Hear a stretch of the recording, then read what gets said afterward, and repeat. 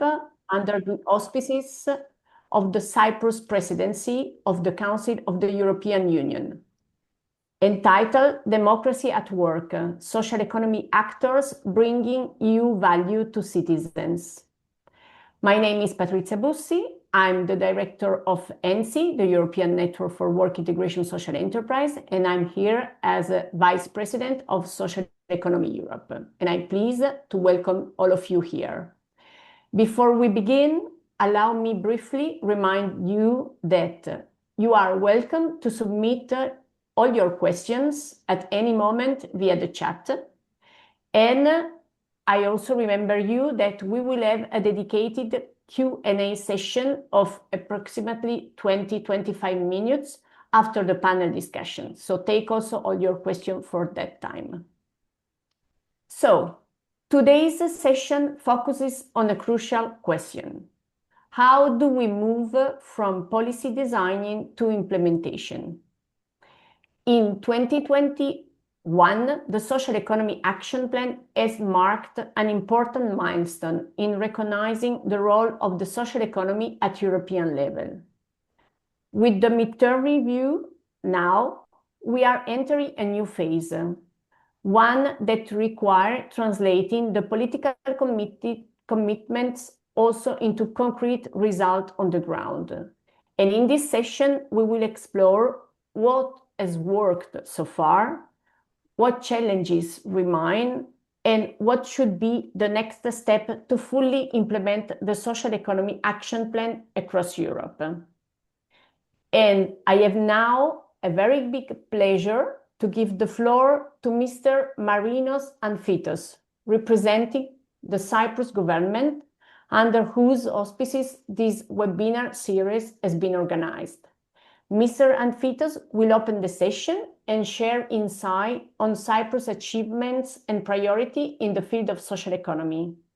He is responsible of the unit for the promotion and development of the cooperative institution and social entrepreneurship of Cyprus, and he is participating in this webinar on behalf of Kripos Protopapas, Commissioner of Cooperatives, Societies and Social Enterprise of Cyprus, and also the representative of Cyprus at the Luxembourg Declaration Monitoring Committee. So it's with a great pleasure, Mr. Anfitos, that the floor is yours. Thank you very much, Patricia. Dear President of Social Economy Europe, delegated representatives of the European Union institutions and member states, distinguished speakers, dear social economy stakeholders, ladies and gentlemen. It is with a great pleasure that I welcome you on behalf of the Commissioner of Cooperative Societies and Social Enterprises, Mr. Kypros Protopapas, at the third part of this online workshop with topic Implementing the Social Economy Action Plan, Midterm Review and Next Steps, organized by Social Economy Europe and placed under the auspices of the Cyprus Presidency of the Council of the EU 2026. According to the data of the Organization for Economic Cooperation and Development and the European Commission, 2.8 million entities of social economy create more than 13 million paid jobs, equal to the 6.3% of the workforce in the EU, and generating a turnover of more than 912 billion euro. In December 2021, the European Commission, recognizing the contribution of social economy to the society, adopted the EU Action Plan for Social Economy, and in November 2023, published the Council recommendation on developing social economy framework conditions. In May 2025, the Special Eurobarometer survey indicated that the importance of the social economy is widely recognized across Europe, with 75% of people acknowledging its role in improving societal well-being. As a result, a large majority supports policies to strengthen the sector, including developing strategies and laws, supporting social economic organizations, raising awareness, and helping individuals to create such entities. At its core, The social economy represents a powerful vision, one where economic activity is not solely driven by profit, but guided by solidarity, inclusion, and sustainability. According to the EU Action Plan, social economy primarily refers to private entities which are independent of public authorities, providing goods and services to their members or society at large, such as cooperatives, mutual benefit societies, associations, including charities, and foundations. The European Union's Action Plan on the Social Economy provides us with a comprehensive framework to unlock the full potential of this sector. The key elements of this framework are the development of an enabling environment through proper legal frameworks, the improvement of social enterprises recognition, and ensuring that public procurement systems are accessible and fair. By doing so, we empower these organizations to scale their social impact.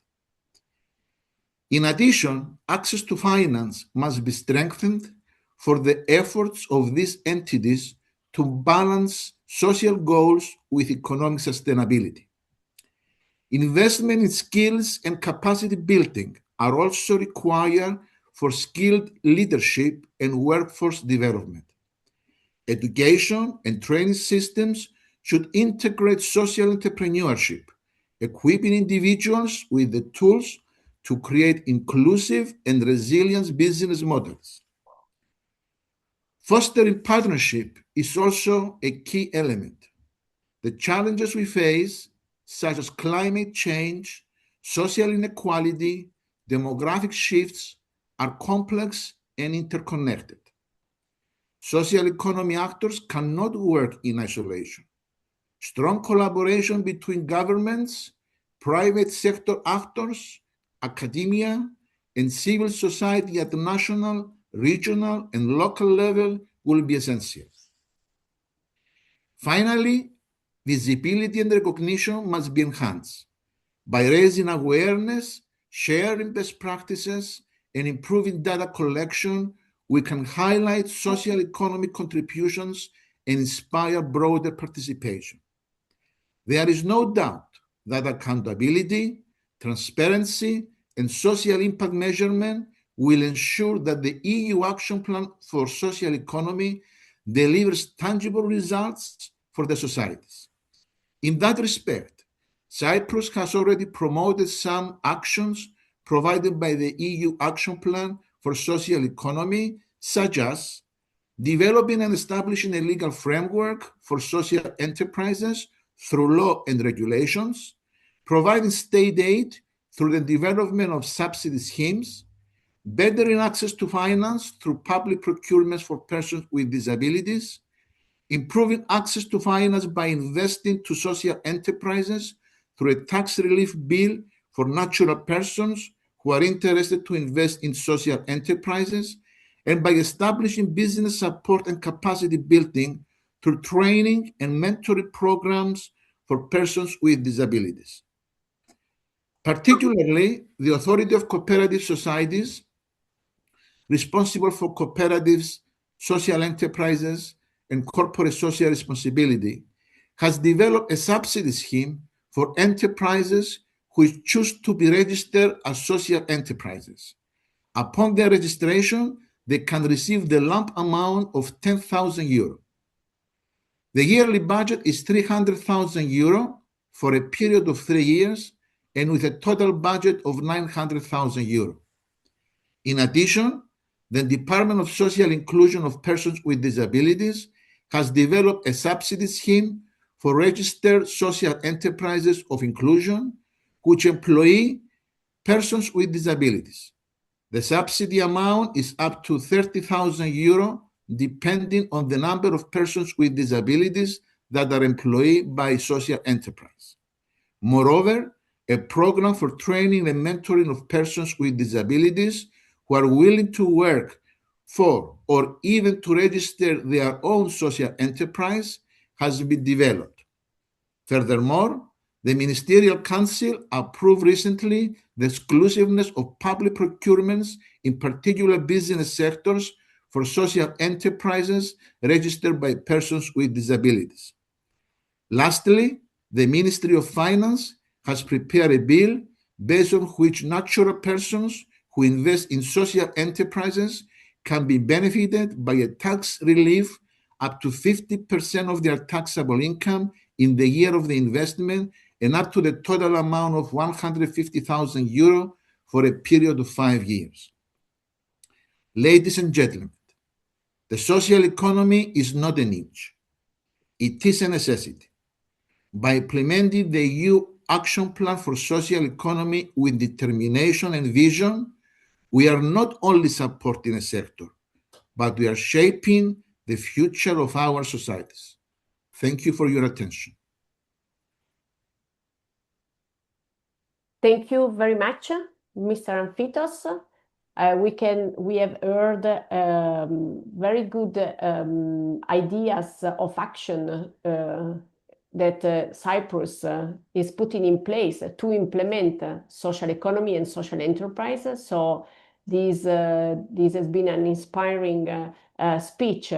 And now we will go to the exchange, to the discussion. So the discussion will be around the social economy action plan, the midterm review. So this opportunity that we have now to assess what we have done until now, so to assess the progress, and also to be sure that what we have done until now can be aligned with the evolving EU priority that we know are also somehow challenging what we have done until now.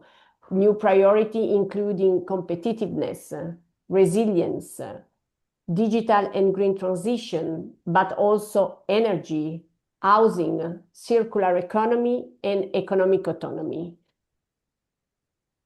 To explore all these in depth, we have gathered a distinguished panel representing European institutions, member states, social economy ecosystem, regional and local authority. And for this, I have now the pleasure to give the floor to my dear colleague Gianluca Pastorelli, who will moderate the panel discussion. Gianluca is the executive president of the ESIS network and is member of the executive board of Social Economy Europe.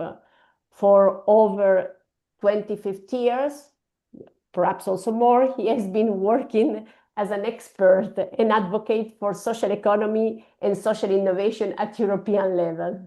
So, dear Gianluca, the floor is yours and to our colleague. Thank you. Thank you very much, Patrizia.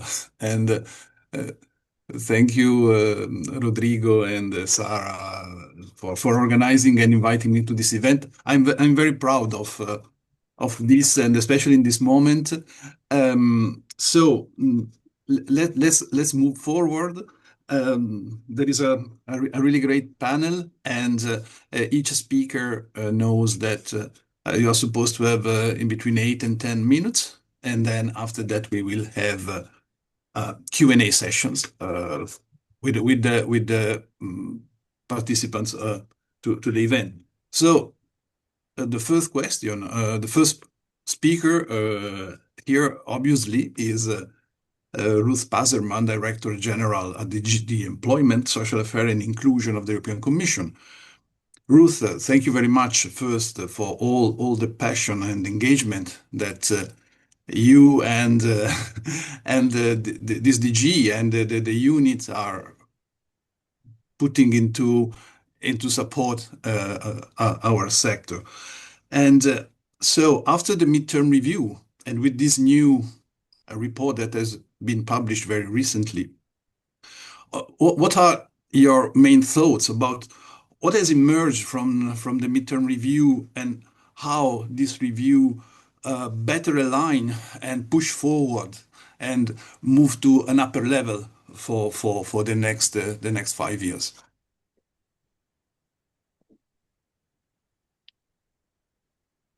Yeah, I think you're muted. Muted. Okay, I'm trying to share slides. Is it happening? No. Not yet, Ruth. but you should have a button down in your screen. Yeah, which, yeah, I pressed on that button. Maybe here again. now, I guess it Yeah. was charging. Okay. Now we Okay. see. Mhm. Okay. Give it a second, it charges. Slideshow. Voilà, Now. slideshow. Okay, well, we don't need to see the first slide anyway. Okay, so thank you very much. So we did this midterm review because we were a half point between of the original strategy period of the Social Economy Action Plan, which was supposed to be up to 2030, but it's also because we have a very different situation to what we had when we launched this in 2021. Basically, in the middle of the COVID period, we were very focused on recovery and resilience post-COVID, but it was also before the start of the war in Ukraine. So, and since then, we've had a series of crises, one after the other. I think we've never really been out of crisis mode, and therefore we have this. I think new reality. We are looking at a situation where Europe is relatively worried about its own resilience, place in the world, and we have a stronger, from a policy point of view, there's a stronger attention to the issue of strategic autonomy, competitiveness vis-a-vis the rest of the world, our position, etc. And it is important, so also to make the point that social economy, the ecosystem, first of all, it's very significant economically in the European Union. It is 60.3% of total EU employment, but also it operates in every sector. It is not, like Patrizia said in her introduction, it is also operating in sectors which are very important for the future, like the energy transition. So we have, we shouldn't consider it as a sort of add-on marginal sector. And I think this is the logic of our proposal. Now, the aim of the midterm review is, of course, also to take stock of what has been done, and also to set the direction for the future. Well, what has been done? Okay, in the Social Economy Action Plan, we had 63 actions. I'm not going to go through all of them, but actually we are very, very well advanced on most of them, if not even completed. Now, specifically on, we have invested, there are also 1.6 billion which are invested from cohesion funds, and also 1.2 billion guarantees from InvestEU, which have led to investments of 11.7 billion. And we're also now looking at blended finance to support the most vulnerable enterprises.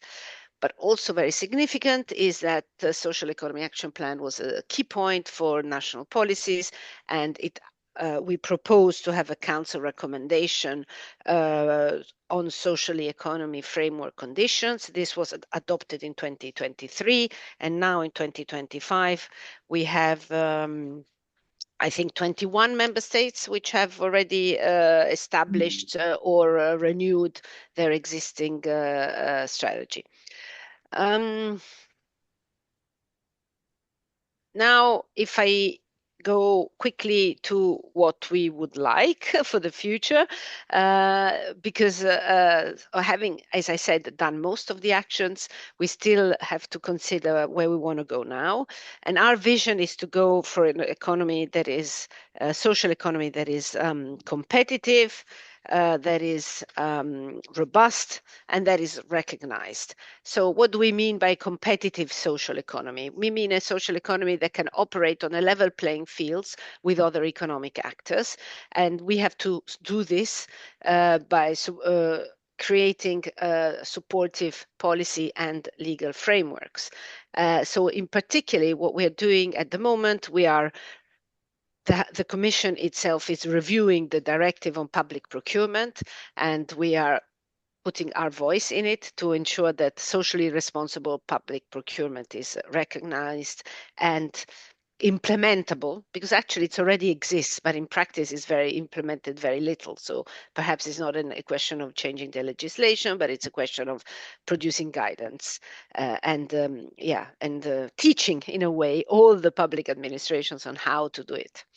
Then we're also going to review the general block exemption regulation. This concerns state aid rules. I think that there has been a very wide consultation. I think you have been very active in this consultation, so you are very well aware of what I'm talking about. We're also going to launch a proposal on business-to-business partnership to promote the integration of social economy organizations in the value chain of mainstream businesses. This is again also already happening, but to promote it further. And finally, we're also going to develop a toolkit to support regional and social economy policies. This is linked to the Council recommendation to set framework conditions for member states, which, as I said, 21 member states have already carried out. But in a lot of cases, you also need frameworks at regional and local level, in particular, if the competence is at regional or local level for certain issues. So this is what we're going to do for the what under the title competitive social economy. Under the title robust social economy, we're talking more about money, I guess. Here we're looking, we are making sure we will continue on working on access to finance, but we will also look at exploring a voluntary market-led framework of investable objectives supported by outcome models and indicators. This is some work which we will do with the OECD. We will work on the recognized pathways for recognized learning pathways, and on improving talent pathways to develop individual talent and organizational capacity. And we will also, in the framework of the European Venture Capital Funds regime, which will be reviewed this year, we will look how this regulatory framework is helpful also for social economy enterprises. Then, if I move to what I call the recognized social economy, we're going to continue to work with the member states, and in particular their statistical offices, to develop what are called satellite accounts, which will allow us to have data which is comparable between countries, which is quite important, because you don't have data, you don't have anything, you know, the basic is missing. And we're also working on a report on containing practical recommendations on how to collect data about the social economy. And this is actually done with GECES, so some of you are members of GECES. So this is putting together the importance of, yes, basically making social economy more visible and its contribution to the economy more visible. So this is basically what we're going to plan to do for the future. We have some new actions coming up. We will continue to report on the implementation of the country recommendation on the national framework conditions for social economy. And of course, we will continue to mainstream social economy across the activities of the Commission. And I have to say that this is, we are not alone on this. DG Employment, there are a lot of DGs which are also contributing in this work. And so we work together. So the goal is really to unlock the full power of the social economy across the European Union. It is very advanced in some countries. We're not there yet in others. And we really believe that we can get there to a Europe that really puts communities and the planet first. That's it. Thank you. Thank you very, very much, Ruth. I have to take this out. I would already have some question for you, but I will leave it to the floor. When you were mentioning unlocking the full power and potential of the social economy, well, it links well to our next speaker because we are moving to a country that represent today one of the most advanced and developed and dynamic ecosystem at national level, and I mean Spain. We all know how much social economy is developed in Spain, but also how strong is the support that the Spanish government is providing. And next question and next speakers are for Jaime or Jaime. I'm sorry, I don't know the special the right pronunciation. Iglesias, Special Commissioner for the Social Economy and Spanish Ministry of Labor and Social Economy. So from the member state perspective, in which areas would the member states, from your opinion, need more support from the EU when implementing the Council recommendations and the Social Economy Action Plan? And please add some remarks about the new Spanish social economy law. Floor is yours. Thank you, Gianluca. Good morning to all of you, and thanks to Social Economy Europe, of course, for organizing this seminar today. Before answering your question, I would like to briefly evaluate the EU Social Economy Action Plan from the perspective of a member state, and based also on its recent midterm review, as Ruth was explaining. We see that the results of the findings of this review are pretty positive. As Ruth explained, the report confirms that the action plan has had an important effect on national policies. 21 member states have either adopted or are preparing national strategies for social economy. 12 have adopted specific laws. Of these 63 actions initially planned, 30 have been already completed. Other 30 are in progress, and just 3 have not been continued. And the action plan has had an important also effect on the mobilization of European funding.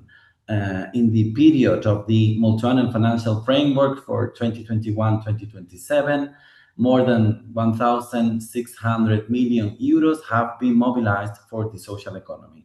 That figure is very important in the context of the current discussions of the multi-annual financial framework in Brussels, because it shows that only if we support clearly financially the social economy, we can continue, the sector can keep growing and can scale up with this support. And we would like also the different stakeholders in Brussels and the different European Union institutions to champion that, as we are doing from Spain. The report also and the midterm review also shows some remaining challenges. First, the issue of the funding remains there. Many social economy entities still find structural barriers in the access to capital, and the instruments need to be better adapted to their characteristics. Then we have, of course, the issue of the need of more institutional and technical support. It could be very valuable to continue strengthening the Commission's support for the design and implementation of national strategies, legislative frameworks, and of course, the support to the establishment of a structured dialogue with the entities representing the sector. And in that regard, I would also like to mention the recent support program provided by the Commission and the OECD to several EU countries that have been very positive to assist them in developing national strategies. And we really hope that this type of initiative will continue in the future. And third, I think member states will also benefit from a stronger European support in several important areas that remain challenges in the review, including public procurement and state aid, where the current revision of the directive and the regulation offers an opportunity for the Commission to increase its role in supporting and monitoring national administrations. As you were mentioning, Gianluca, I would now move briefly to the national field. Indeed, the social economy in Spain is experiencing a landmark consolidation marked by the recent approval in Parliament in March 2027 of the Comprehensive Act for the Promotion of Social Economy that clearly modernizes and strengthens the ecosystem. The new act provides clarity on the range of entities that make up social economy in Spain.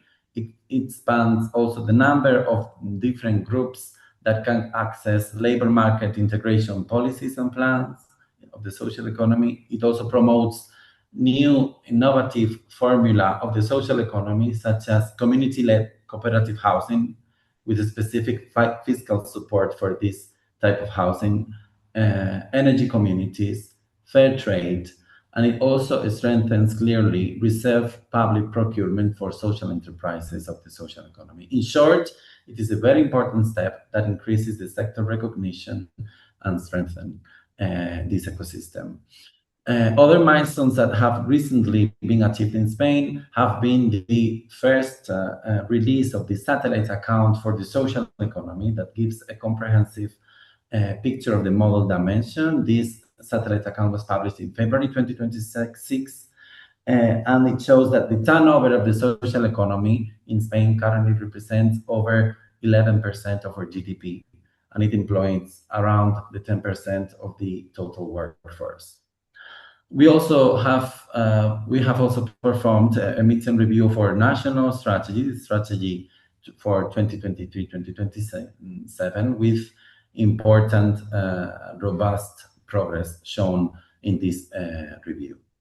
And finally, of course, Spain is also pursuing a very important and active international agenda for the promotion and recognition of the social economy at European level, at the Latin American level, and also at the multilateral level. You know that this year we will be having the third resolution of the United Nations General Assembly for the promotion of the social economy, an exercise that is also led by Spain.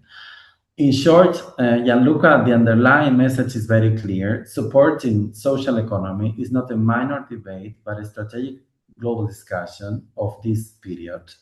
The economic system is going through a severe crisis, and the time to commit to the social economy is now, since it offers effective and real responses to the challenges we face today as society. Thank you very much, and I remain at your disposal for any question. Thank you very much, and congratulations for this great panorama of initiatives that is really, really challenging, but at the same time, really important for the sector and an inspiration for everyone. Now we go more down to the ground with one of the best-known European networks, Viteke from Euclid Network, Chief Executive. Now the floor is yours. How has the Social Economy Action Plan impacted social economy entities down on the ground and the practitioners and their support structures, and how does it look for the next years? Thanks, Gianluca. Of course, in very good presence here of stakeholders and networks well known in the sector. Very appreciative to be here. I'll just share my screen. Let's see if you can. Oh, 1 second. Does it work? Perfect. Great. I'll put this here. Yes. Thanks. Yes, as Luca said, Euclid Network, I'm the CEO. My name is Viteke Dupin. And if you look at the social economy, and we've had the previous presenters already indicated, it's a very substantial sector. 4.3 million social economy entities identified so far. And if we look at that, nearly all sectors, all United Nations Sustainable Development Goals, addressing poverty reduction, access to high quality education and jobs, the energy transition crisis, addressing the housing crisis, these organizations are really at the front line. And we've seen that in the previous crises, their resilience is also enormous. And if we then look at approximately 10% of businesses in the EU and organizations being part of the social economy, they really have an opportunity to grow and expand and address these crises as is needed. So Euclid Network, just to indicate a little bit of where we stand in this plethora, because there are luckily many EU-level networks addressing this and supporting the social economy.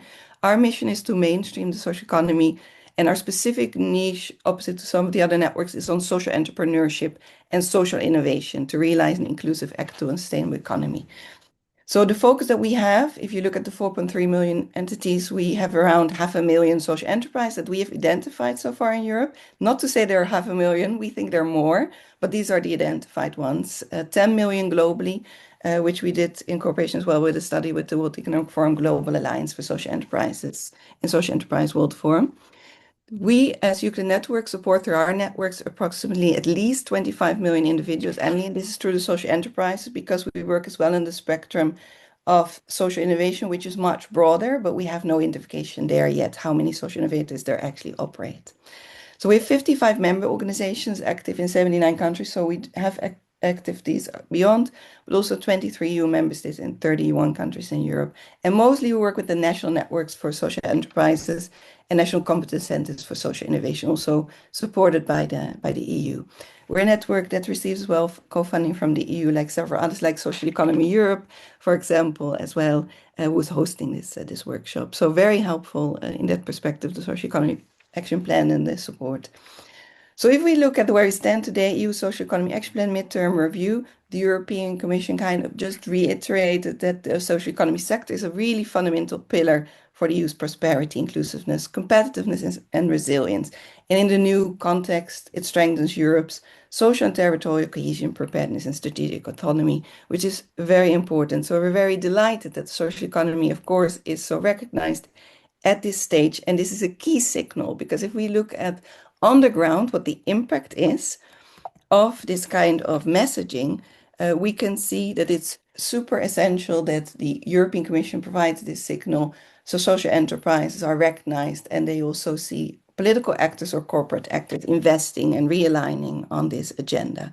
We've seen very early in one of our partners, Google.org, they invested directly 20 million in the sector in a project on the Social Innovation Fund in multiple countries, just because of the fact that the Social Economy Action Plan was there and to realign their resources as well. What we see, the need is high. There's a poly-crisis, Ruth indicated already. In the last session of Social Economy Europe in this series under the EU Council presidency in Cyprus, there was a speaker, Isabella Ferreira, also working with the Spanish government. Definitely would recommend to see that session on two political regimes, democracy versus capitalism. We see a lot of crises and capitalism being encroaching on democracy and vice versa. So that research is very interesting to see. Demand is high. EU Special Eurobarometer that was mentioned, 93% of respondents in EU believe business should be guided. The responses are in place. So we have the Social Economy Action Plan, now the midterm review, which is highly essential set. On the ground, social enterprises, they do not have the time. They need to run their businesses. They cannot do framework condition changes. They need these kind of large-scale plans that then influence framework conditions from national or now at the municipality level as well. Social economy recommendation, as well local coordination mechanism or knowledge networks that are in presence. But the need, demand, opportunity are even much higher. So really as a conclusion that we need to continue to make a step change and double down in the next years, really on this element, as well Jaime said, we see that it's an effective and real support mechanism. So really we have to see the social economy as such. And this also needs to be visible that the long-term effective and efficient response mechanism to systematically address the poly-crisis and the challenges that we face. And we even have the Court of Auditors in France indicating that the social economy often addresses these issues much more effective and efficient than mainstream economy actors. So let's take a look at that and let's take stock of that. And also to continue to systemically address and remove unnecessary boundaries for this transition that we want to be more socially inclusive, sustainable, prosperous, and resilient. If we then look at transition mechanisms on the ground, what's important, we're moving as well from industries to an Industry 5.0, from technology-centric to human-centric, from profit-driven to sustainability-driven, efficiency-focused to resilience-focused. The EU has a large expert group working on this, and there are reports out of this on Industry 5.0 in the European Commission. I would recommend to read them. This really is important to understand that the social enterprise associations or cooperative or mutuals who are all part of the social economy, they really need this kind of impact of these kind of plans. So we see creating the right framework. Many things have been done. We have all these fantastic frameworks that are now in place. So if we look at very effective 21 social economy strategy in the EU. This should not be underestimated. It's a major, major success of the EU Social Economy Action Plan, because this is exactly what the different social economy entities on the ground are looking at and what they need, what they are working for. This creates the conditions for them to operate effectively at the same level competitiveness, as Ruth as well said, with the economy that's there in place at the moment, and move forward at the same kind of competitive playing level field. Same with legal frameworks. Before, in some countries, they're restrictive. They're not yet up to par in all of the different countries. They're not even existent in all of the countries, but we're going there. And this EU Social Economy Action Plan has been instrumental in this. It has really cemented the way forward as well for that recognition. And that helps every single social economy entity, every 4.3 million, very structurally and systemically to go forward. So we see at the EU level, we have DG Employment leading the coordination of the Social Economy Action Plan. Ruth already said there are many DGs working on this. DG Employment is leading that, but all of them are involved.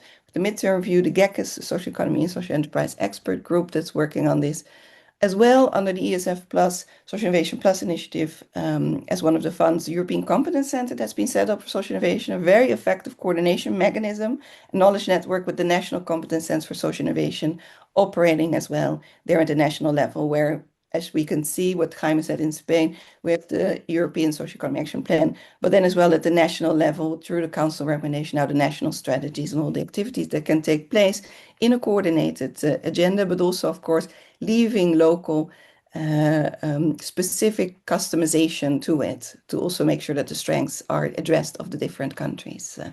So on the other end as well, the EU level networks like Social Economy Europe, like the ESSES, like ENSI, several speakers here lead these networks, each complementary and having unique strengths and specific focus areas where we work on. We're all having our national, regional, local networks and members. And in total, that is an extremely large network of many individuals and organizations. So opening up opportunities, the second part of the Social Economy Action Plan, as it was before the midterm review, access to funding, to markets and skills and education talent. It has been mentioned before, I'll just quickly show through this, but we really see these important changes that have been made. There's hundreds of projects that have been funded. A lot of billions, as we can see, have been crowded into the social economy through this coordinated strategy of the Social Economy Action Plan. And just a simple example is one of the projects like on social procurement, B2B, by Social 1.0. We see, for example, one project we led out of 5 that were in totally led and funded by the EU, had 3,500 people like trained in procurement with B2B businesses as well as social enterprises. And this really structurally across 70 markets and countries in Europe brings forward massive change of almost 2,000 trade partnerships. So it's a real effort, and a little funding can really crowd in here as well. We had corporate funders co-supporting that project of the EU funding framework. Access skills, education, talent, it's the same. There are large structural mechanisms that have been implemented. And last, as you can see, many different opportunities. EU Social Economy Gateway, definitely recommend you to take a look at it. The different reports, this presentation will be shared with you. So you can see all the different things that the EU has funded that really make a step change going forward in where we stand, from benchmarking the socioeconomic impact, so the economic weight of the sector and the amount of organizations, and really critically addressing that. So next steps, so were key challenges identified to be addressed, as well a major feat of the European Commission as well with the Essen consultancy to set up this plan and the whole sector being involved and beyond. So the key challenges are very clear. We've all contributed to it. So this is a massive democratic information sharing process. Now, just very short before I round up, the pressure underneath. I think we do need to address this. The Social Economy Action Plan has been very successful. We're in a different environment. The environment changed overnight to a certain extent, while there were longer changes already happening that we could see coming. So what it is, we see in our network, we do an annual consultation. This is not the whole social economy, it's our small remit with social enterprises. But we see that 58% of the social economy and social enterprise network in Europe that we served more beneficiaries in 2025. But they had funder growth that was declining and project growth that was declining, where there was growth still in the years before in every area. So there is a stretch at the moment. We need to address it because we're not the only network. We see it as well with other networks, and Social Economy Europe, of course, has seen this well beyond all the different actors. So that is not a sustainable strategy on its own. It's understandable. There needs to be readdress to defense spending and several other areas, technology and AI for the competitiveness agenda, the energy transition. But we have to think carefully of how we address that. If the social economy is the one that is maybe even one of the most effective to address the challenge that we face, we need to make sure then that we really channel it also to the social economy to make that work. We see the most of the social enterprise ecosystem. So this is not, again, on the social economy overall, but on social enterprises, our remit at national level are growing, but not yet fully secure. And it's unequal in different countries. As you could see, Jaime mentioned 10% of the total workforce, the 11% of turnover through the Spanish satellite account that they could identify. That is very promising and very good. In other countries might be lower as well. So we have to be taking it into account. And funding appeared as well. Very Excuse me, essential. Viteke, can you wrap up? Yes, I'll wrap up with the final point. So visibility and awareness, if we look at it's linked, that we see that the funding, we need to increase it. It might currently decrease a little bit, and visibility and awareness is a small issue that we need as an opportunity to address as a sector. So where 69% of respondents identified that contribution is essential, also a structural one to touch funding and political support. So these are the key action areas that are addressed in the midterm review. I highly recommend you to read it. And there is a very new, innovative, nice element to it. The EU Social Economy Gateway now has a Social Economy Action Plan Progress Tracker. It looks fantastic, so you can see all the actions that really impact all the social enterprise, social economy entities on the ground. Thank you. Thank you very much. Yet another very comprehensive overview of the power and the concrete actions that connected to the Social Economy Action Plan and the sector is really moving forward and through.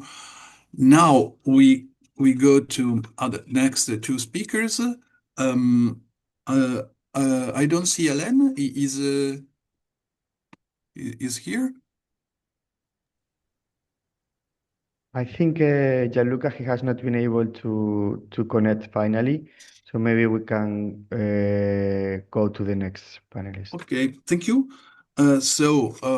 Well, if he joins back, we can give him the floor after Saba Borboli. Welcome, nice to meet you again as a vice president of the County Council of Arghita in Romania and member of the Committee of Regions. So we now go from social economy practitioner to regional and local authorities, which are yet another very important piece of the puzzle to connect here today.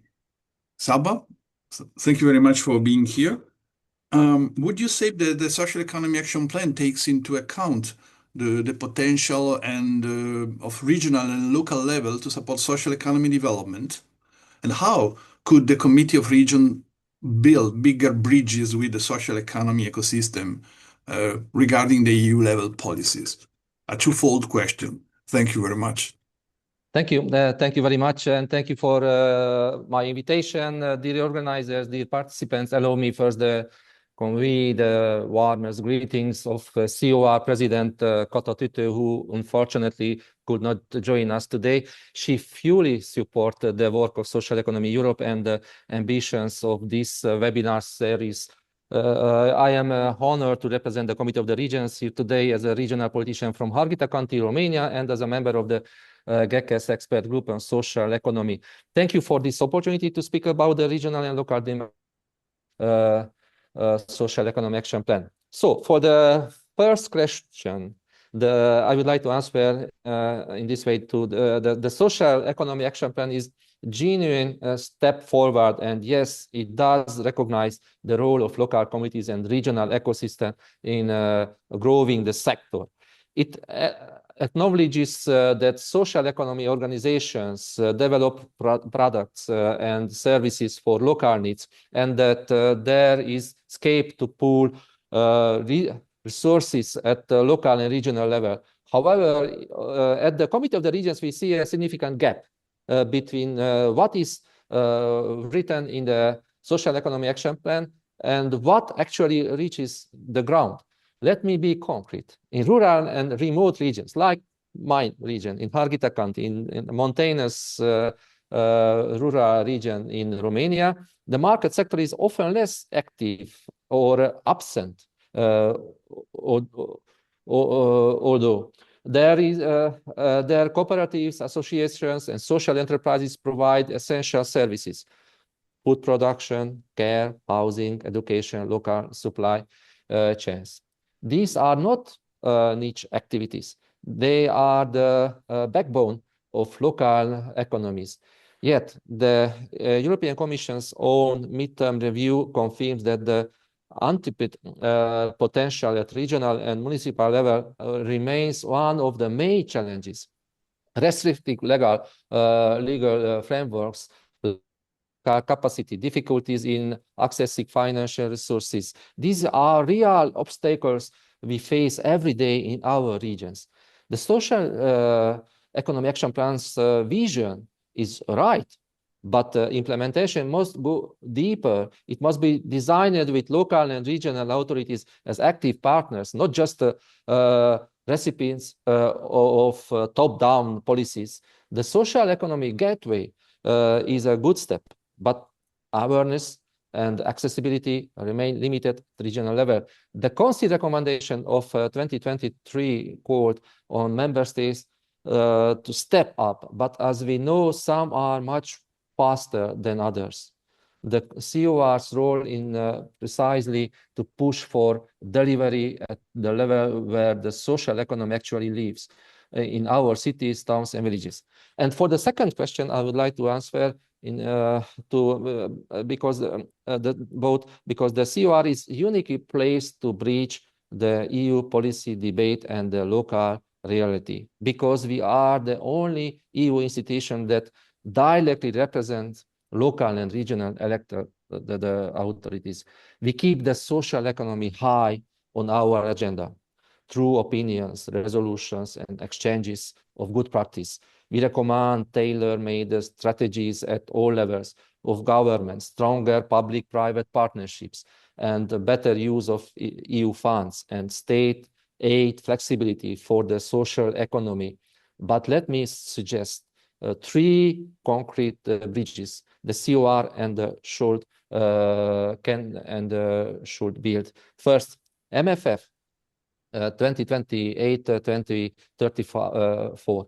We must ensure that the next multi-annual financial framework includes sustained, accessible funding for the social economy, ideally through a dedicated social window in the European Competitiveness Fund.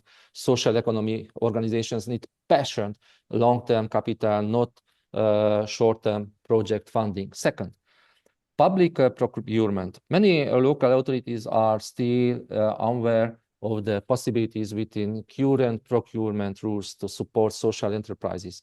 The COR can help spread best practices and push for a revised procurement directive that genuinely opens doors for smaller social economy actors. And the third, data and recognition. We need better data at regional level. Without statistics that capture the social economy's contribution at NUTS 2 and NUTS 3 level, we cannot make the case to national government or the Brussels, the union level. This is also where the GECES statistic working group has a critical role to play. Finally, the COR is also open to deepening cooperation with Social Economy Europe, the ESC and the European Parliament Social Economy Intergroup, because this is truly a cross-institutional challenge. Thank you. Thank you very much. A lot of ideas and suggestions on our plate. So I would like to thank all the speakers so far. And now I give the floor back for the Q&A session to you, Rodrigo and Patrizia. Thank you very much. I'm here and maybe I will ask some questions too, but I would like to give priority to the participants who already wrote in the chat. Indeed, thank you very much, Luca, and thank you to all the speakers for their very interesting interventions. I see there's been quite a lot of questions from the audience. So, well, I see that there is a lot of interest to see the different views regarding the Social Economy Action Plan midterm review. There is a couple of questions regarding one would say, well, in some cases might have been addressed, but there have been mentioned a lot of priorities and possible actions. But there is Adriana asking on if any of you would like to say one main action, one main priority, which would it be for you in the implementation of the SEAP and also considering this midterm review. I don't know if any of the panelists would like to have a first answer on this question. If not, I can go for it if you want. Please, Jaime, the floor is yours. Well, I think the priority is basically having national frameworks. I mean, either strategies or laws. And the results of the midterm review show that actually, with political push, we have achieved important progress in this regard. But still, we need to have 27 member states committed to social economy. So that's my view on the first question. I was going to say the same thing. Yeah. Because the basic is to create the framework and everything follows. That's it.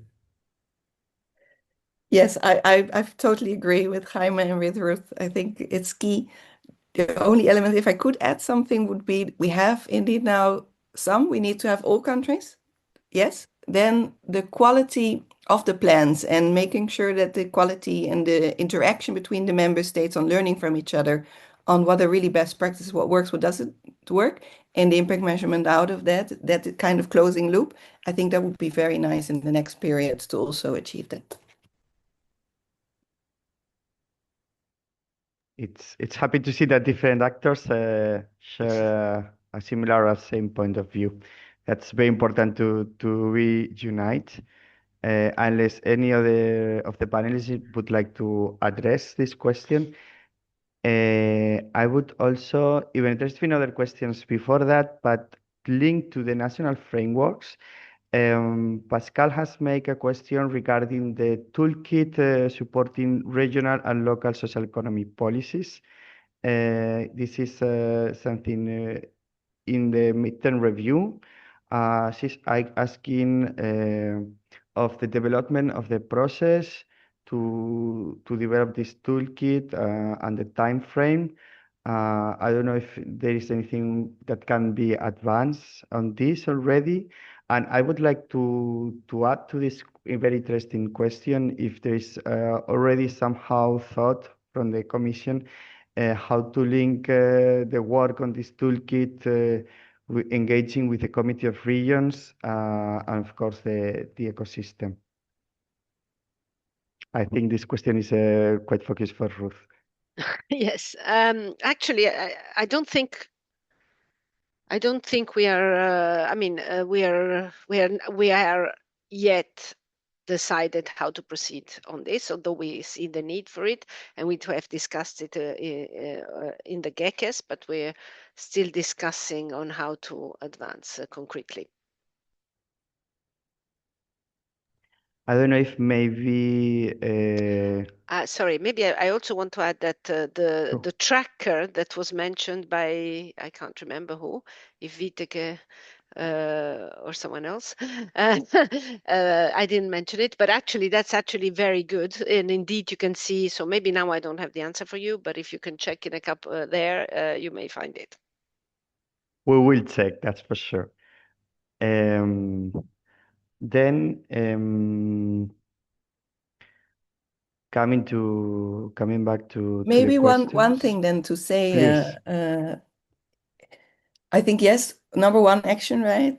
We said national level, these frameworks are very important. But I think from our network side, one of the most promising elements that came from the midterm review is also, and I think as well with Saba, what he said, right, on the Committee of Regions, this next step to go to the regions and to go to the municipalities and to go local, because we really see as well in some countries and some of our members that some of the municipalities and cities, some of them we call them impact cities, and also a network. Of course, we have many networks well at EU level, like RES, for example, who work with these, and I saw they were participating here. So we see a lot of innovation happening there, and they are sometimes very far advanced and taking it into account. And this toolkit, I think it's very exciting, and that I speak on behalf of our community because this is really appreciated, and it will bring us a lot of benefit if we can go to that level. Yeah. Indeed, indeed. Thank you, Vitek.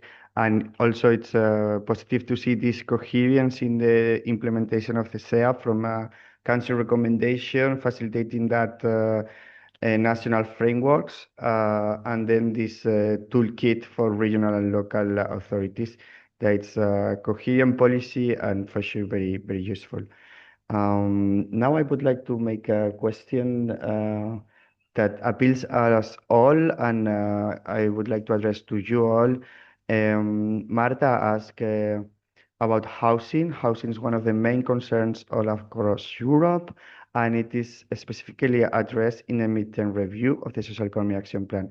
How can we make social economy housing solutions, which are non-speculative, be adequately supported in the MFF? I don't know if any of the speakers would like to start with any suggestions or idea, because it is indeed a concern that affects all of us.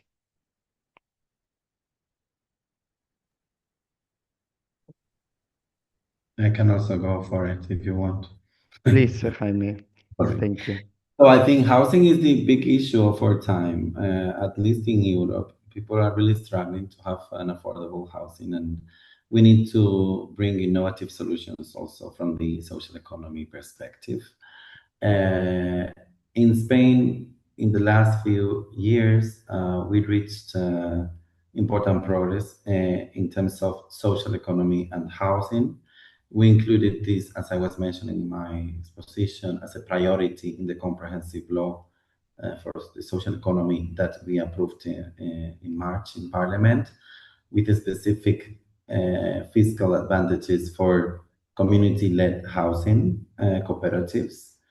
But I think that we really need also a global legislative framework or support of these type of initiatives. And actually, we also need an intense work with regional and local entities so that there's a transfer of land, for example, for this type of option of housing. So it's a global package.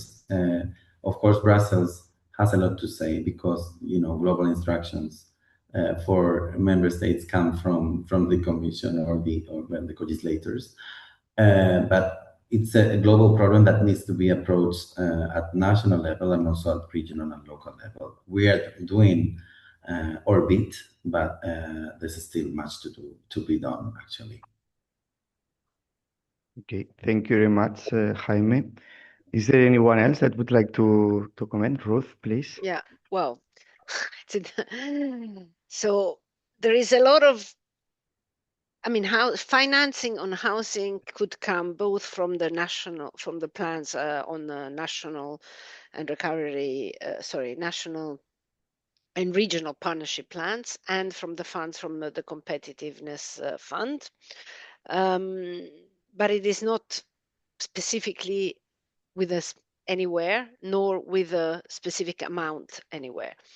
Well, that's part of the choice overall of the Commission in this MFF, to try to be less, to have much less earmarking than what was in the past. So this, there are various possibilities to promote housing in different ways. Now, we also want to promote the model of the housing cooperatives, etc. I mean, more the social economy model, which of course also can be promoted. In any case, what I want to say, whatever amount of money can be available from the European budget is peanuts compared to what is the need on housing. So what is important is that there are good framework conditions, and that there is a seeding capital, if you want, for guarantees or equity, more done at the regional, national, and regional level. So now, in particular, next week, I think, in 2 weeks' time, the Commissioner is also going to issue a recommendation on housing exclusion, and there will be, the reference will be made exactly to many of these social economy housing models. So we are on it, but it's not the money coming from Europe that will solve the problem. No, and I think that's maybe a good lead way to bring it to the ground, because we recently were hosting our Youth Network Impact Summit that's also co-funded by the EU, where we bring together all the partners. But we did it, for example, in the Social Hub, which is kind of a B Corp social economy entity. They're actually an organization that makes profit and they reinvest it in the community. They're a special model of kind of third place community places, and they can offer housing. They offer housing to students all around Europe. They're expanding.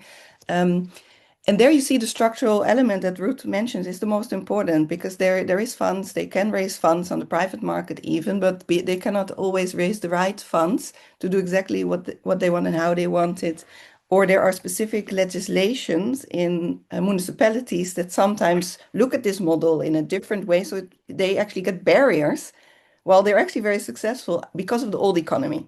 So we even had a discussion with The Hague, with the city of The Hague, as a municipality in the Netherlands, on this topic, because they're looking at this at the moment, of course, like many other municipalities. So they address that they were receiving already in their municipality at the leadership level some questions on this. And so we will interact in this and actually bring partners together to see what are the barriers then and how can we change this. Because if we then can solve some of the housing crisis, but there are barriers in place, so we actually cannot make that happen by private sector or funder capital to co-fund municipalities or EU capital.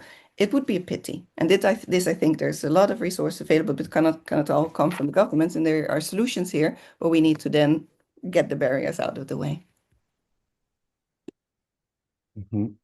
Indeed, thank you, Deg. I see that one of the keys is also the financial mobilization and not only the budget support, which of course is important.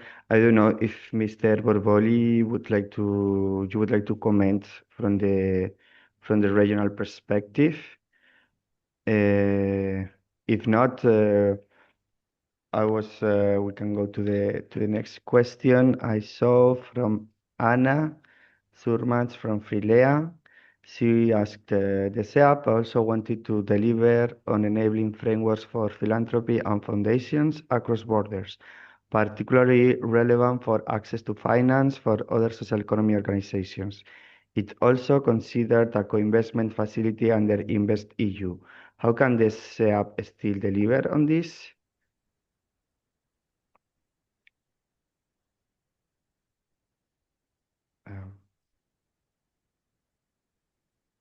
It's well, I see. I see. This is an action on which is still ongoing. I mean, so let's say it's not one of the completed actions. On one hand, we have. Wait, let me just get back the question. On one hand,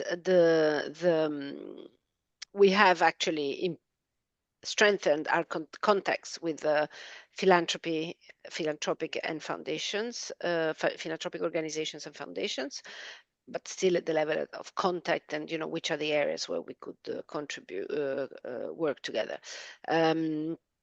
as far as a co-investment facility is concerned, actually now there is, hold on a second, I have to go back to that. There is, as part of the new European Bauhaus Lab project, there is a pilot project who is looking at this. I mean, it is currently ongoing. Okay.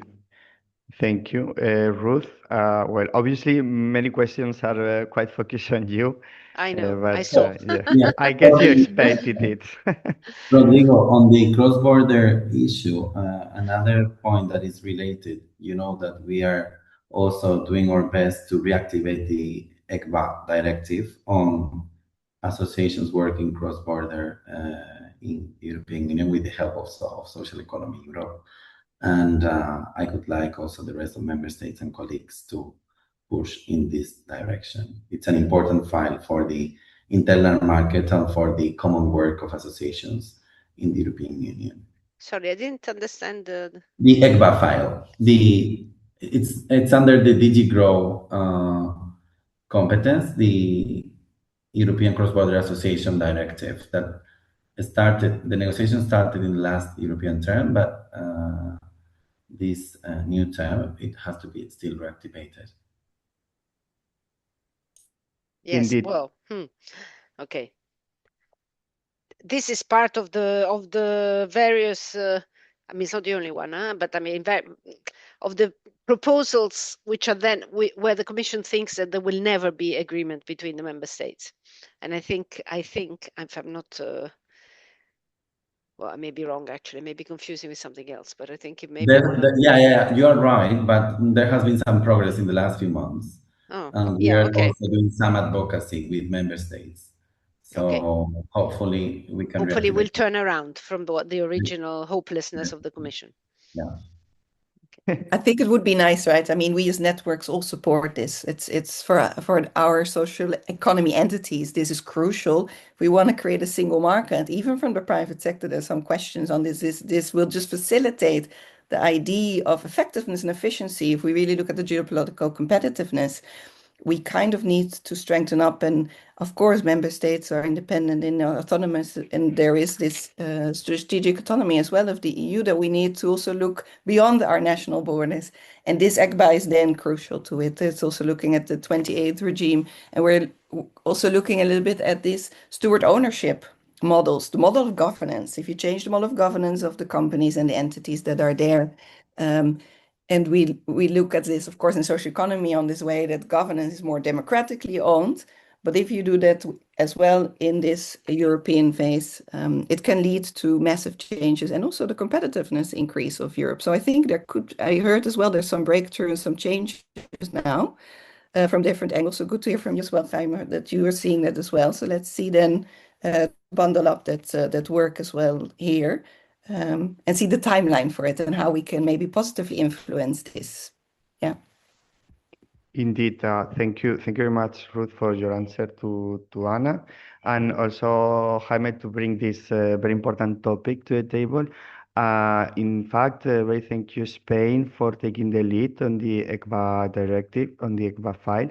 And maybe I'm wrong, but in your intervention, Jaime, and before going to the next question, you didn't develop a lot on the work of the Luxembourg Monitoring Declaration Committee, and I think that it would be very interesting that from Spain, as co-president of this forum of member states, maybe you could be able to deliver on recent actions or updates or next steps from this very important member states forum that is supporting the social economy.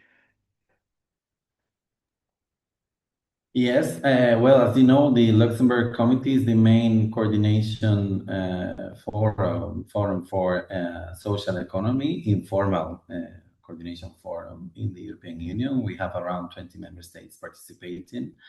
It's now been co-chaired by France and us. We've been having meetings in the last year, either at technical, political level. The last meeting was at political level 2 weeks ago.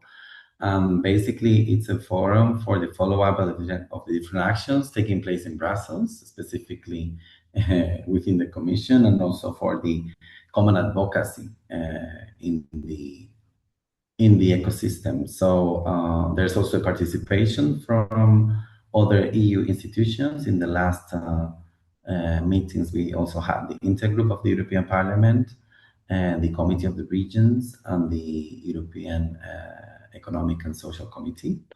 And the Secretariat is being held by Social Economy Europe, and we're happy to collaborate and to strengthen this coordination mechanism as a way of pushing for further reforms and progress for social economy in Europe.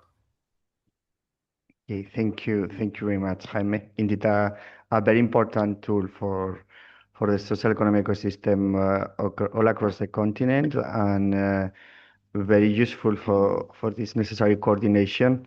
And indeed, one thing you've mentioned that is very important is the collaboration within the different actors and social economy instruments, such as the intergroup, as you have mentioned, the Luxembourg Committee itself, but also the Commission, especially with the DG Employ. There is also the Civil Society Liaison Group in the EESC, and hopefully soon we will start collaborating even closer with the Committee of Regions. I would like to go to the next question from Sofia Laya Mandio. She asks, how do you see the relationship between social innovation and the social economy evolving in the next multi-annual financial framework, particularly in terms of their respective roles in scaling impact, shaping investment priorities, and evading systemic change across the EU policy instruments? Not an easy one, but I don't know if any of you would like to take the floor first for giving an answer.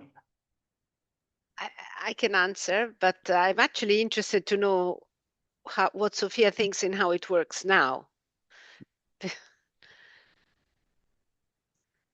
Okay. Well, I think that Sophia can only answer through the text, She through the cannot speak. chat. Okay. Yes. All right.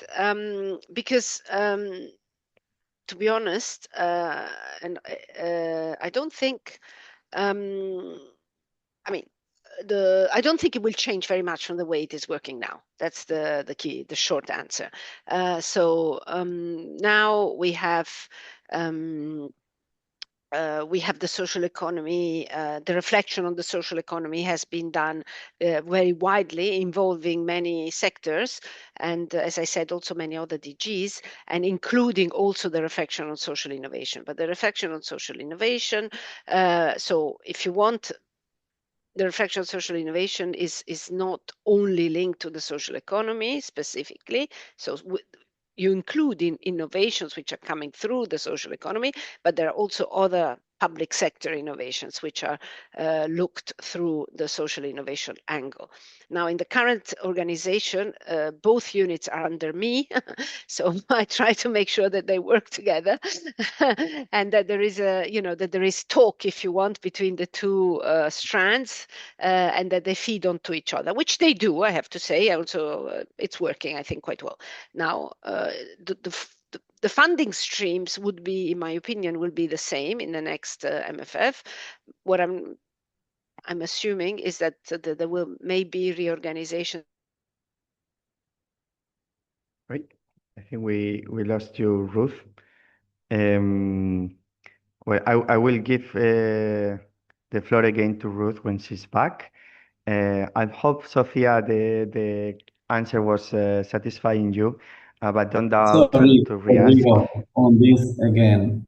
I think it's an important issue is that if we don't have a strong European social fund again in the new multi-annual financial framework, there is a clear risk that social innovation it will be in danger. Actually, we need a strong fund for keeping social innovation programs alive in the European Union. And that's where we are defending in Spain, actually. I know the discussion is ongoing, the discussion on the percentage of the social funding, the discussion on the total amount of the fund, the structure of the different instruments. But we really need the funding issue for having policies. Right. Thank you very much, Jaime. Vitek, I Yes. see. Yeah, I think that's the thing, right? In my short interaction before, I said the squeeze is there now because we're having these kind of discussions, and we have to avoid that. I think I totally agree with Jaime. We need to think through this structurally, because Euclid Network, we work across both social enterprise, social economy, that part, where it's really fully on organizations, people, planet first, profit equal or second, and then the democratic governance. But we also work on social innovation, which is larger, as Ruth already mentioned. So we also work with corporate, private sector, public sector on social innovation. That's mostly done. Many social innovations come from social enterprises, social economic entities, because they work on that field on driving social and environmental progress.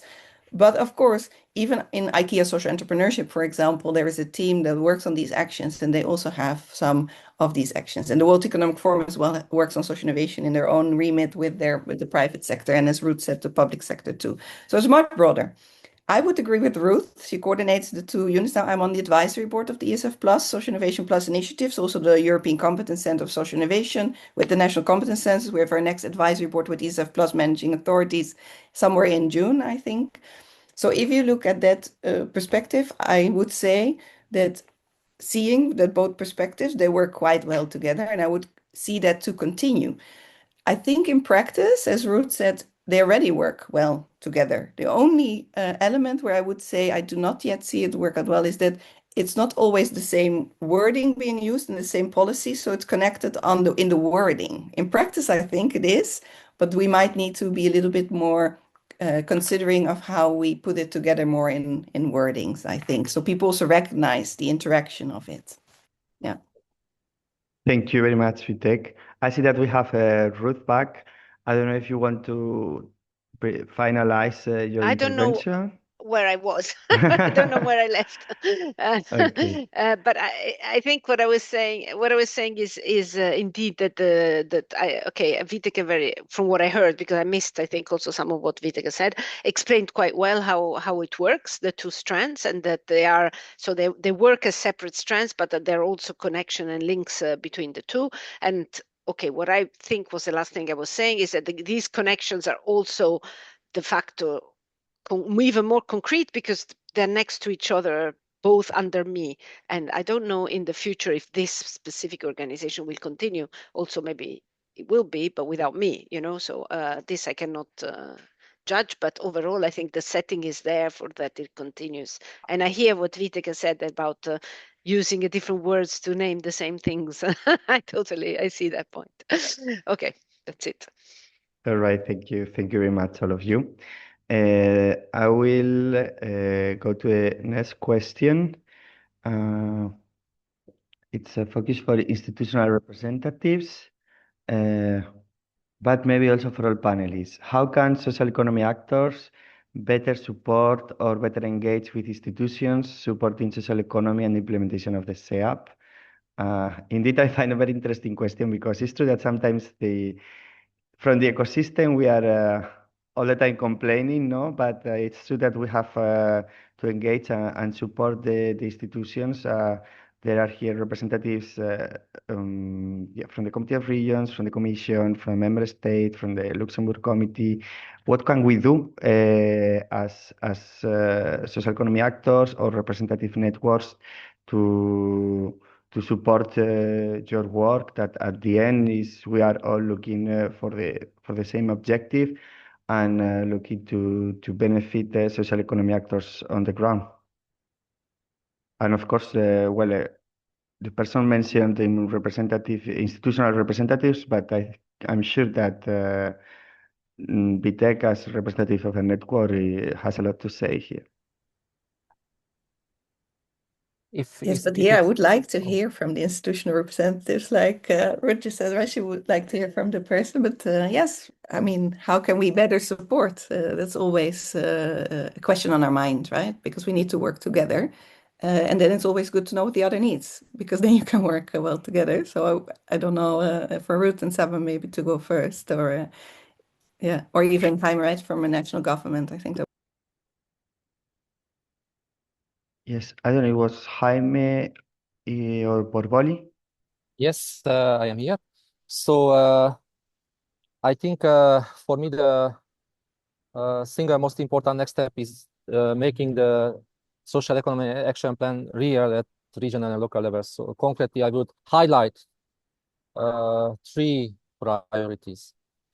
Empower local and regional authorities, give them the tools, capacity, and legal space to act as genuine enablers of the social economy. This means simplifying access to ESF plus fund and cohesion funding, and ensuring that the GBER revision 26-27 provides more flexibility for regional support schemes.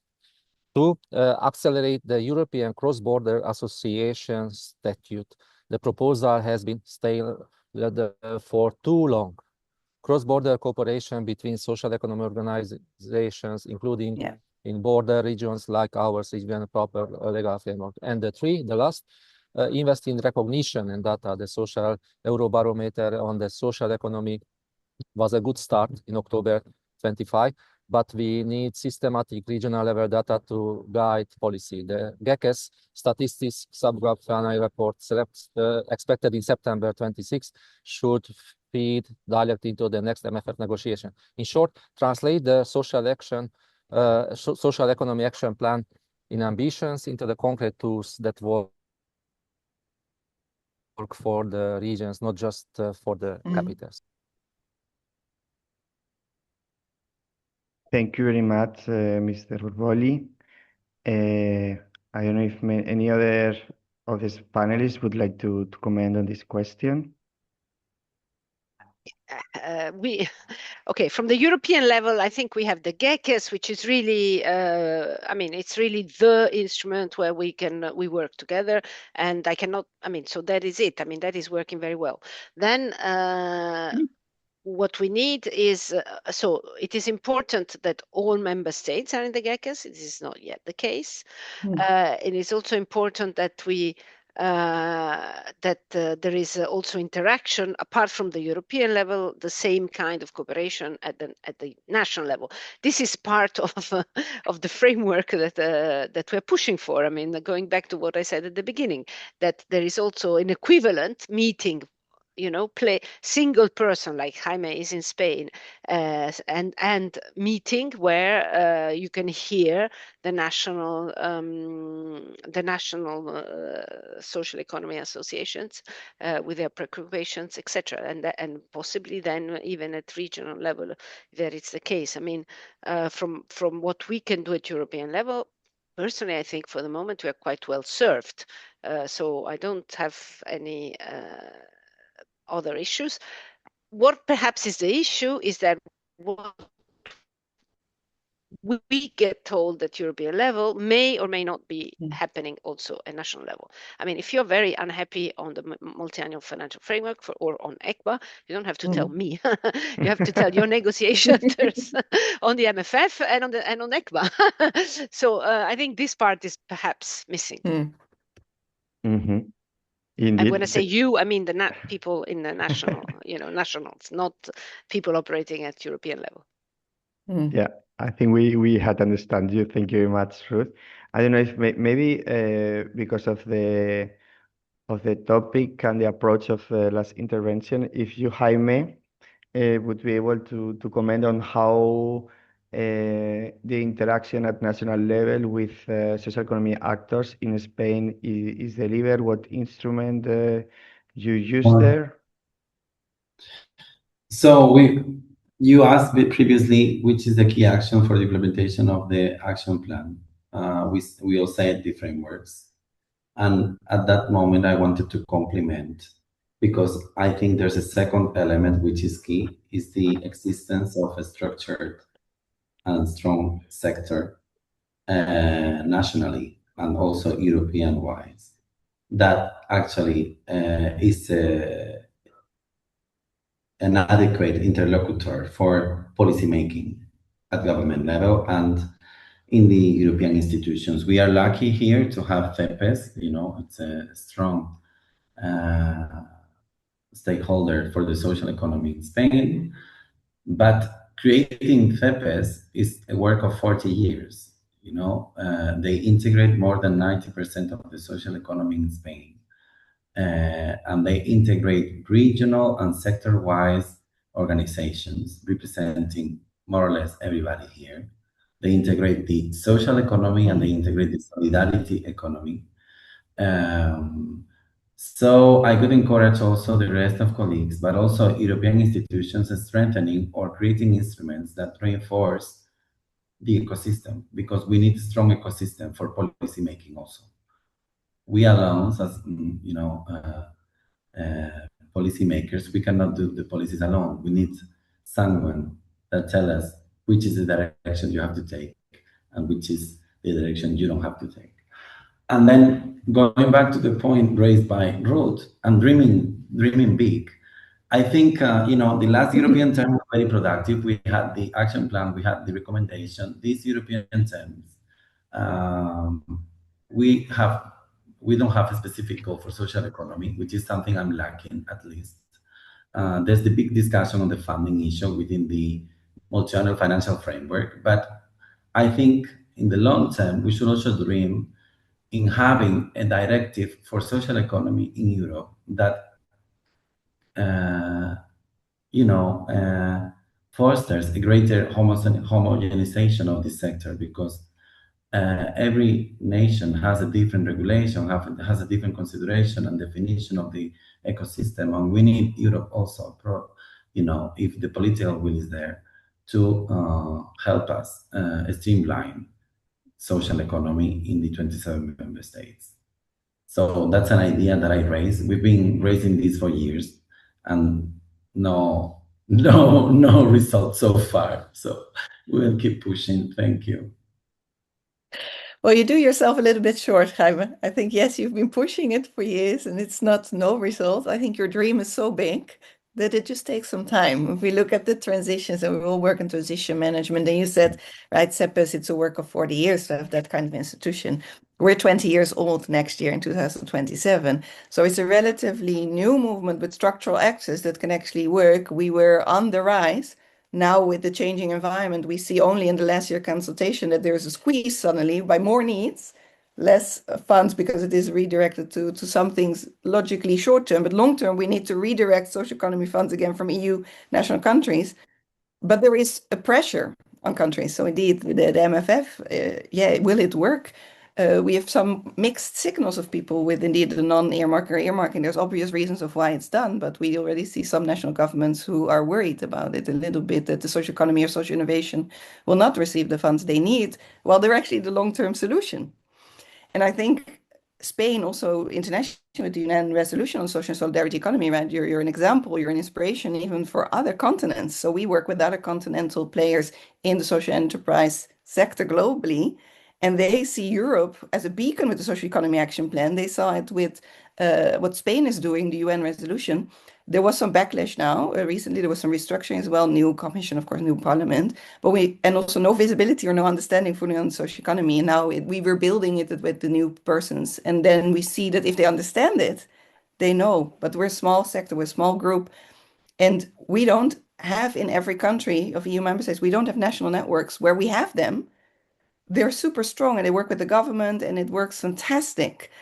But we just started as well to engage more networks in the Central Eastern European region or Western Balkans, and that's very helpful. But our networks in some countries, I'm lucky that Hungary now as well is joining GECAS and all of these different things. Member states, I agree with Ruth, we need to have all member states there.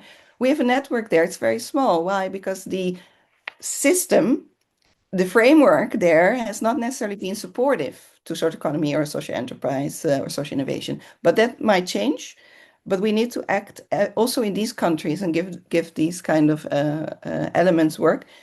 in some countries it works fantastic, like Germany, France. We have our networks. They're strong. Netherlands as well, strong networks. They're very active, and they work together with the government, and then you see things happening. Yeah.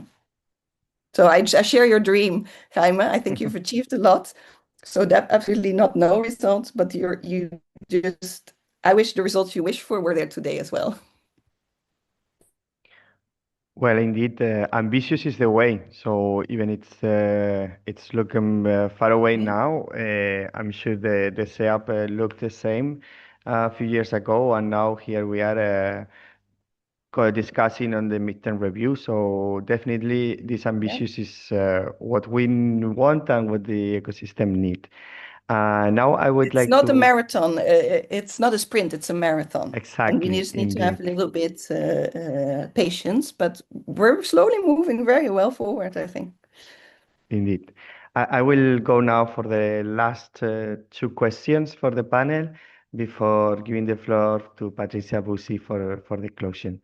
Vasily Sofiatelis asked, under the SEAP and as Jaime Iglesias highlighted on funding, we still see a clear gap in deal flow for impact investment, especially for tech-enabled social enterprises. So my question is, how are we actually building a stronger pipeline of investment-ready, high-impact solutions, particularly those using technology and AI? And what are we doing to move these organizations beyond grant dependency toward real financial sustainability? Well, as you see, and as we all know, access to finance is one of the key topics for the ecosystem. I don't know if any of the panelists would be able to deliver on it, maybe on commenting on financial instruments beyond grants, on innovative financial solutions that I know are common used in the social economy ecosystem.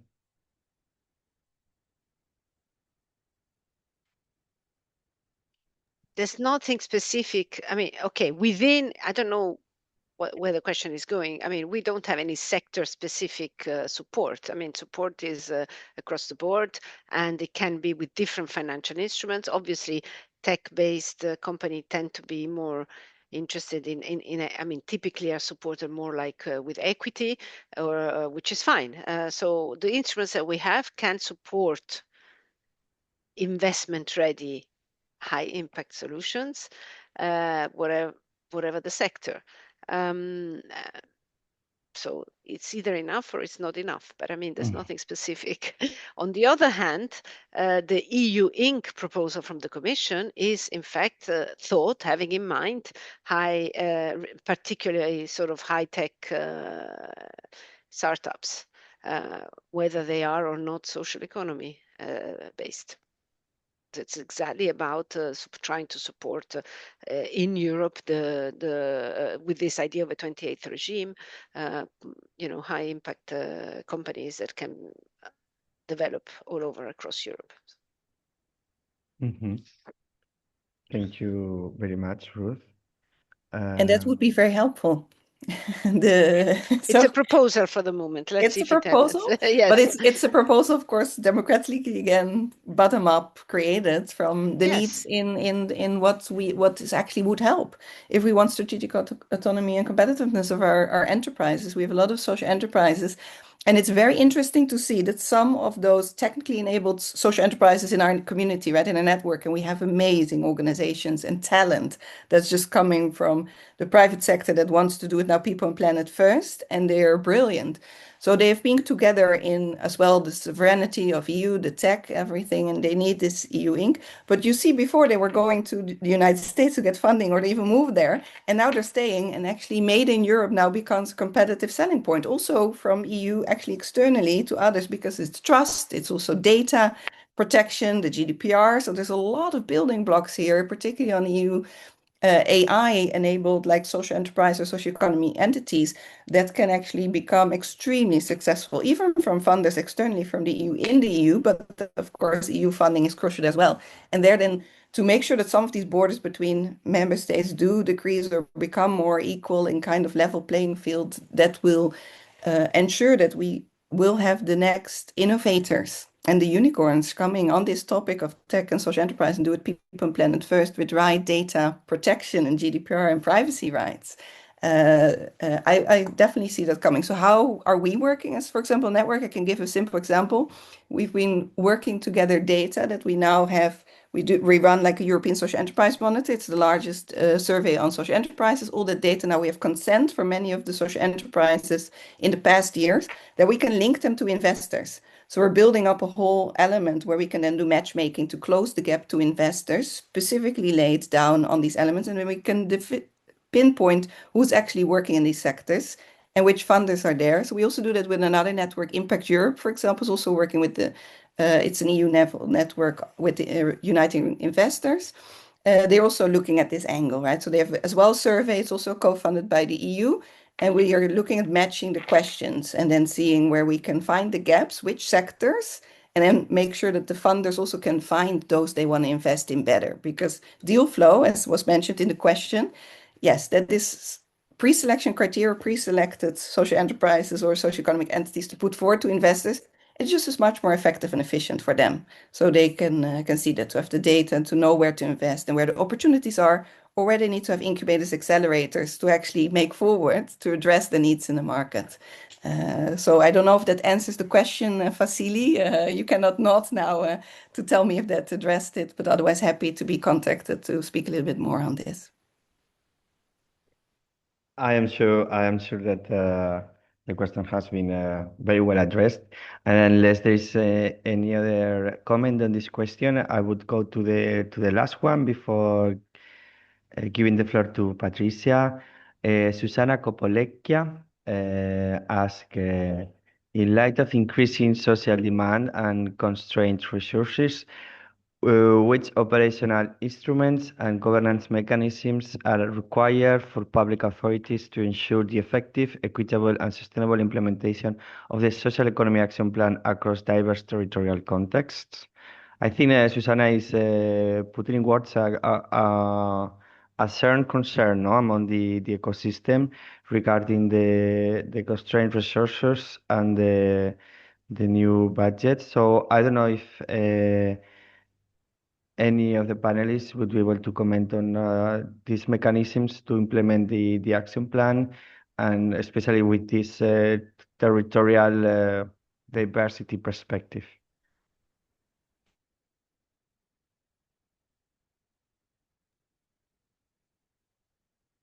I think you are mute, Ruth. No.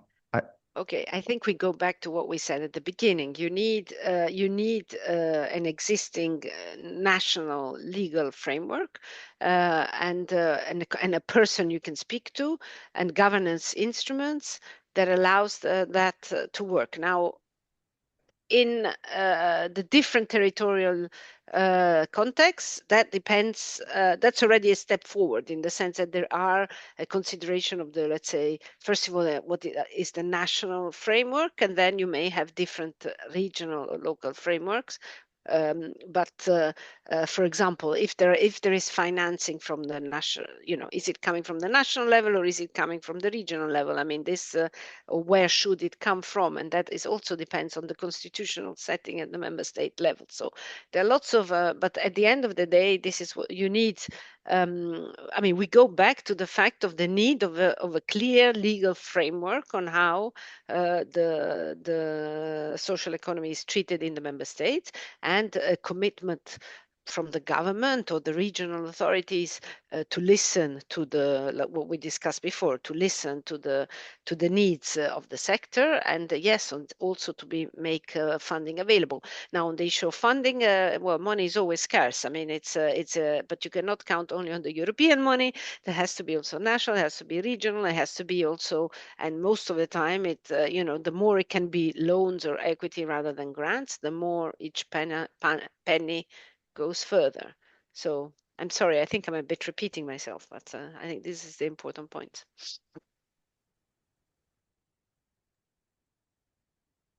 Thank you very much, Ruth. Thank you much also for putting your shoulders most of the questions, because obviously when it's about the SEAP, the ecosystems looks to the Commission. But of course, the role of member states, regions, and local authorities is also essential. Well, I think I'm going to finalize already the questions and answers. Thank you very much to the audience. As you have seen, there's been a lot of questions that's showing how the different stakeholders are quite interested in this midterm review, in what the different institutions have to say about it, and about what the ecosystem would like to share. So thank you all very much, and now I will give the word back to Patricia, so she can deliver with the closing. Thank you very much, Rodrigo. Thank you very much, everyone. It has been a pleasure to assist to this very interesting exchange. I will try to summarize in 3 points the main things that have been said that more impressed me. Hopefully, this will be the one that also impressed you. But so I think what we can say as a departure point is for sure the positive result that the social economy action plan and all the work that was done before the social economy action plan in order to obtain it have delivered, in the sense that we start, I mean, with a bit of history, we start already with the social business initiative to have a more specific attention to our world, to the social economy. And these arrived to the social economy action plan to a very high moment in which social economy was really take into consideration with big attention. Now we are looking with this midterm review and with all this discussion to the good thing that already arrived, and probably the Council recommendation from the member state is also one of them, because in this Council recommendation we have all the member states recognizing the role of social economy. Then for sure we are some bad as usual. So in the bad we have, for example, the fact that we have 21 national framework. We talk a lot about this need of having a social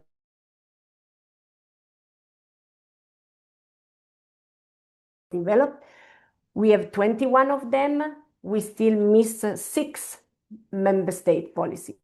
So on these, we really need more effort. Then we have some specific file that could advance our work. We have talked a lot about them. We have talked about public procurement and social responsible public procurement, the new directive that will soon be finalized. Then we have, and this all now is the last day to contribute to the draft of the general bulk exemption regulation. This is, and now I'm calling to all my social economy actors colleagues, the moment to raise our voice for every social economy entity recognized. This is the moment we need to take this moment, to take the advantage, to have this opportunity to express ourselves, to show that the history has put social economy at a very high level, and we can now move to this social economy definition, entity definition, that include for sure also the social enterprise one, and we are very happy of it, but we need this big recognition. And today is the last day, so again I call all of you to do your job today and to ask for changes there.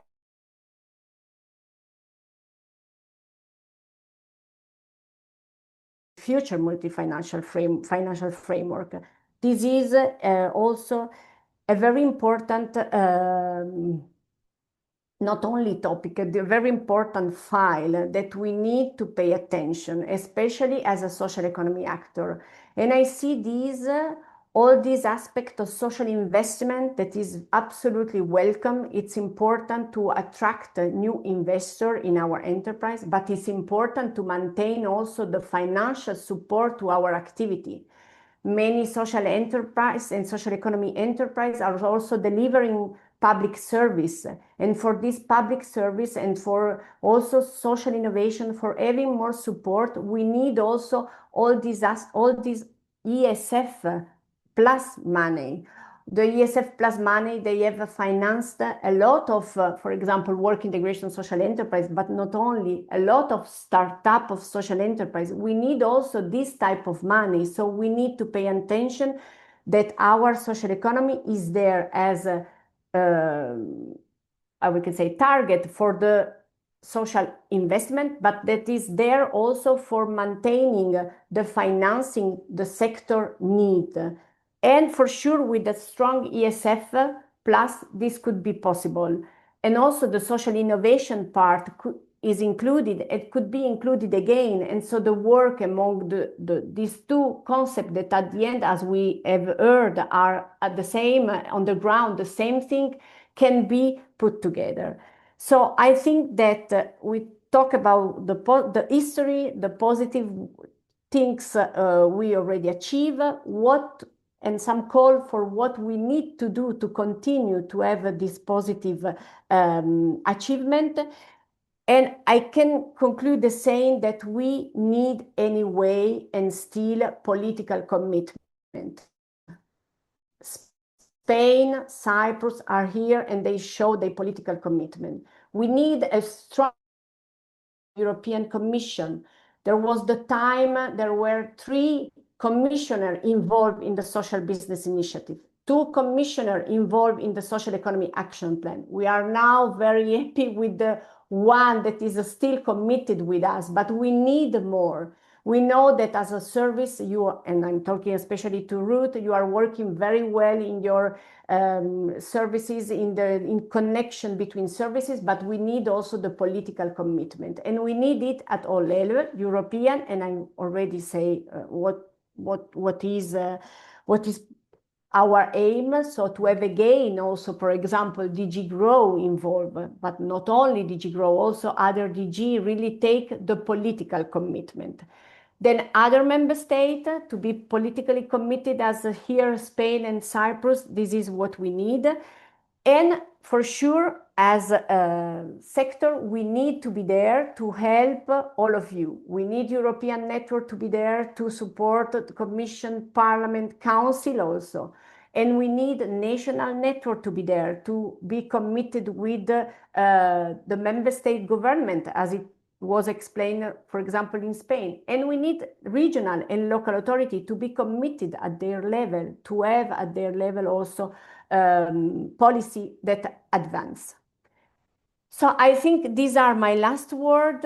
I would like, as a very, very last word, to warmly thank you all the speakers, the Cyprus presidency of the Council of the European Union for this series of webinar, and all participants for your engagement. We need to work together. We need to continue our work now more than before, because we need again to be strong. So we look forward to continuing this work again all together. And thank you very much for your engagement, for today's engagement. And I wish all of you an excellent day. Bye-bye. Bye. Thank you. Bye. Bye-bye. Bye-bye. Thank you, everybody. Bye. Have a nice day.